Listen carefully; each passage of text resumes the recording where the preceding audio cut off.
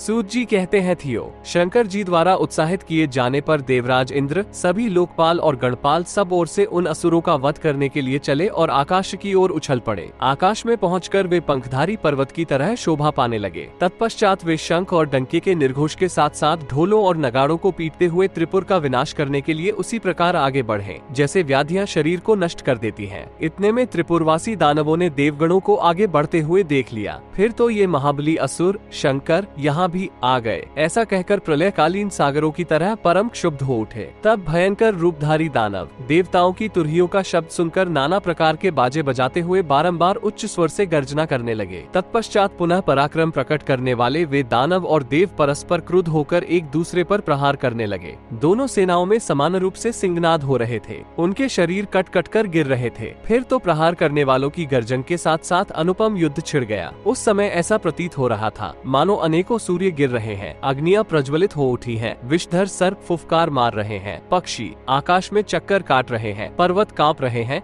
बादल गरज रहे हैं, सिंह जमुआई ले रहे हैं, भयानक झंझावात चल रहा है और उछलती हुई लहरों के समूह से सागर क्षुब्ध हो उठा है। इस प्रकार महान शूरवीर प्रमथ और महाबली दानव उसी प्रकार डटकर युद्ध कर रहे थे जैसे महान पर्वतों से टकराने पर भी वज्र अटल रहता है 1-10 जैसे आकाश में वायुवारा प्रेरित किए जाने पर प्रलयकालीन मेघों की गर्जना होती है, उसी तरह खींचे जाते हुए धनुषों के भीषण शब्द हो रहे थे। युद्ध भूमि में दोनों ओर के वीर परस्पर, मत डरो, कहाँ भाग कर जाओगे, अब तो तुम मेरे ही हो, शीघ्र प्रहार करो, मैं यहाँ खड़ा हूँ, आओ और अपना पुरुषार्थ दिखाओ, पकड़ लो, काट डालो, विदीर्ण कर दो, खा लो, मार डालो, फाड़ डालो, ऐसा शब्द बोल रहे थे और पुनः शांत होकर यमलोक के पथिक बन जाते थे। उनमें से कुछ वीर तलवार से काट डाले गए थे, कुछ फरसों से छिन्न भिन्न कर दिए गए थे, कुछ मुदगरों की मार से चूर्ण सरीखे हो गए थे, कुछ हाथ के चपेटों से घायल कर दिए गए, कुछ पटों के प्रहार से मार डाले गए और कुछ फूलों से विदीर्ण कर दिए गए। सर्पत के फूल की सी कांति वाले दानव वन सहित पर्वतों की तरह भयंकर नाक और तिमिगिलों से भरे हुए समुद्र के जल में गिर रहे थे।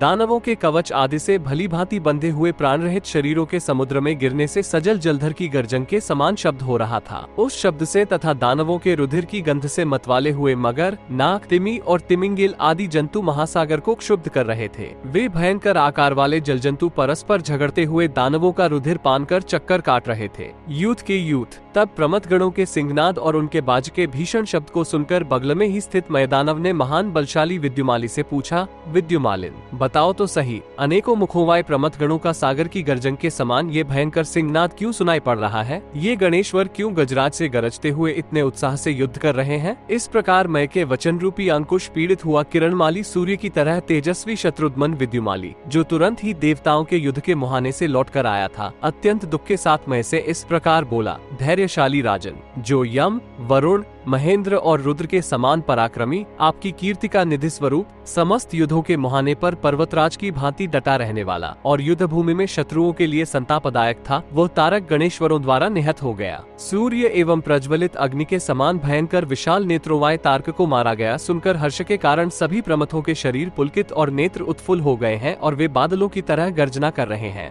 अपने मित्र विद्युमाली के इस तत्वपूर्ण वचन को सुनकर कज्जल गिर के सदृश शरीर वाला स्वर्णमालाधारी मय रण के मुहाने पर विद्युमाली से इस प्रकार बोला, विद्युमालिन अब हम लोगों के लिए अवहेलना, प्रमाद पूर्वक समय बिताना ठीक नहीं है। मैं अपने पराक्रम से पुनः इस त्रिपुर को आपत्ति रहित बनाऊंगा। फिर तो मिली और त्रिपुराधिपति मय दोनों ने क्रुद्ध होकर महासुरों की विशाल सेना के साथ गणेश्वरों को मारना आरंभ किया। उस समय त्रिपुर में विद्युमाली और मय जिस जिस मार्ग से निकलते थे वे मार्ग प्रमथों के घायल होकर भाग जाने से शून्य हो जाते थे। तब यम और वरुण के मृदंग घोष और ढोल, नगरे एवं धनुष की प्रत्यंचा के निनाद के साथ साथ ताली बजाते और सिंहनाद करते हुए सभी देवगण शंकर जी की पूजा करके उन्हें घेर कर खड़े हो गए। सूर्य के समान तेजस्वी उन महात्मा देवगणों द्वारा पूजित होते हुए तथा सत्यपरायण तपस्वियों द्वारा स्तुति किए जाते हुए भगवान शंकर अस्ताचल के शिखर पर पहुँचे हुए सूर्य की भांति सुशोभित हो रहे थे।